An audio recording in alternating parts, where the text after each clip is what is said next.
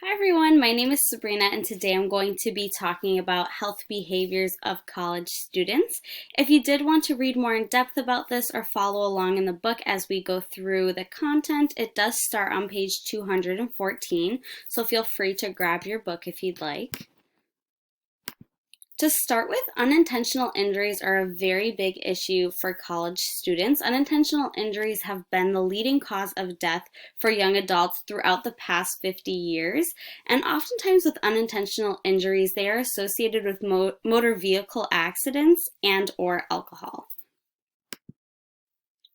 Violence is also a very big issue for college students. College campuses are considered to be their own little community. So like every community experiences different issues. And not always, but oftentimes violence is a very big issue in most college campuses.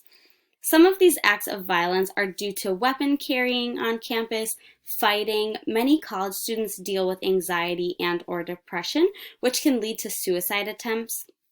Also, sexual assault cases and then abusive relationship cases, physical and emotional.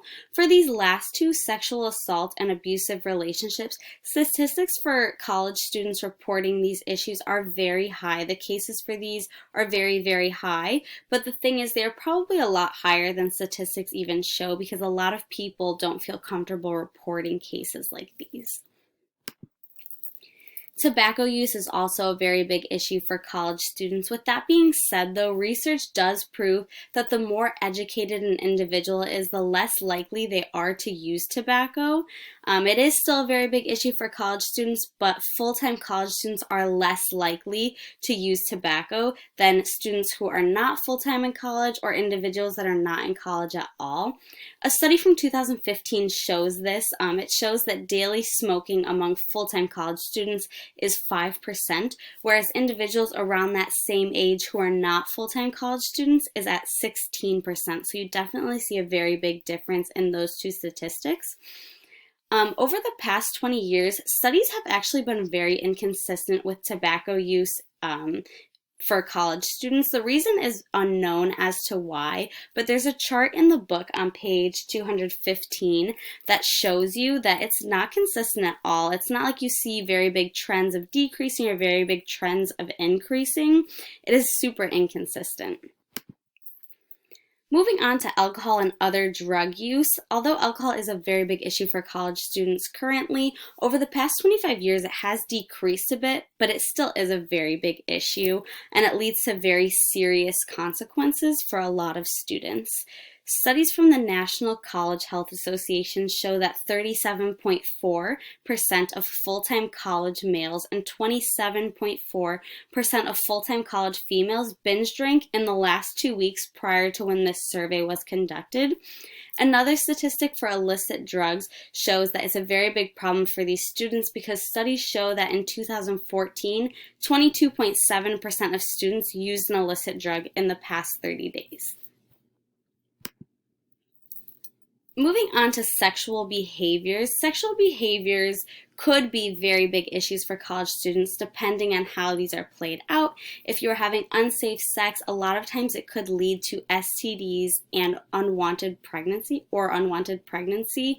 About 54% of gonorrhea cases and 2/3 of chlamydia cases occur among individuals that are under 25 years of age. So although this is not always a college student, that is the prime age for a college student. So we know that it's a very big issue for college students. Also, a recent study was conducted that showed, statistics showed that 36% of college students had intercourse without using a condom in the past 30 days to when this study had occurred. So we know that unsafe sex is a very common thing for college students. And like I said, it could lead to a lot of different consequences. Two of those big consequences, like I mentioned, are STDs and unwanted pregnancy. Okay, moving on to protective factors. So you might wonder, what is a protective factor? It is defined as individual or environmental characteristics or conditions or behaviors that can reduce risks to stressful life situations. So a couple examples for college students. The first one that I had thought of and that was mentioned in the book is school engagement. It's really important to show students that the school cares about them individually. The school cares about their well-being and about them personally, instead of just caring about the learning or caring about the statistics and what these people do for the school. Instead, show that engagement and that school connectedness, and show the student how much the school cares about them individually.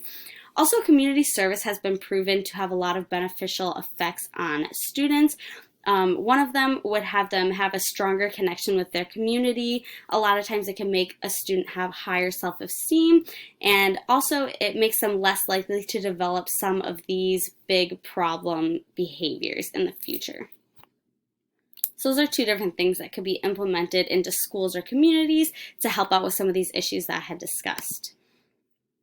Moving on, community health is affected by 4 major factors, and those 4 major factors are physical factors, community organizing, individual behavior, and social and cultural factors. When you're focusing on adolescents and young adults, it's really important to focus specifically on social and cultural factors as well as community organizing. A couple strategies that could be implemented to improve on some of these issues that the book discusses. The first one is, we know that alcohol is a very big issue. It's a very big health problem for adolescents and young adults, but for some reason many communities turn their backs on this. We know that underage drinking is occurring in a lot of communities. We also know that although for college students it's not underage, it is legal, but they're drinking alcohol at dangerous rates. We know that these issues are going on in many communities, but for some reason we turn our backs on these issues. We don't really face them head on. So the book states that if communities could come together and really take a stand and focus on these issues and do something to change that would be very beneficial for communities and improving the health of young adults and adolescents. This is not something that we would be able to change overnight. This is something that would have to be more gradual, but it would be very beneficial if we could all come together as a community to put a stop to these issues, starting with alcohol, because we know that is a very, very big issue. Another one is implementing different programs that have been effective in preventing and reducing substance abuse. Many different grammar schools have DARE programs that teach them about this, but a lot of high school students and college students don't get to experience these programs. So I think it would be very beneficial to implement programs that will follow you through high school and college to remind you of how to prevent or reduce substance abuse. Now I'm going to end with a short activity. We have discussed a few different behavior styles for college students and different health risks that they experience, and we've talked about different ways that we could implement strategies that might help with these issues. So I urge you to think about these next 2 questions. The first one, as a college student, could you relate to any of the behaviors that we've discussed? So we've talked about having unsafe sex, we've talked about substance abuse, drinking too much alcohol, we've talked about many different issues in college students. Can you relate to any of those? Have you experienced any of these yourself, or does anyone you know experience these issues? The second question, what are some other strategies that we did not discuss that you believe could improve health for young adults? So we've talked about a couple other issues, or a couple other strategies that could be implemented. Can you think of any for yourself for things that might be beneficial to help with these issues? So I thank you very much for listening to my presentation. I truly hope that you learned something from it. And if you have any additional questions, feel free to access the book. It has a lot more information, or feel free to email me. I'd be happy to answer any questions that you have. Thank you. Have a good night.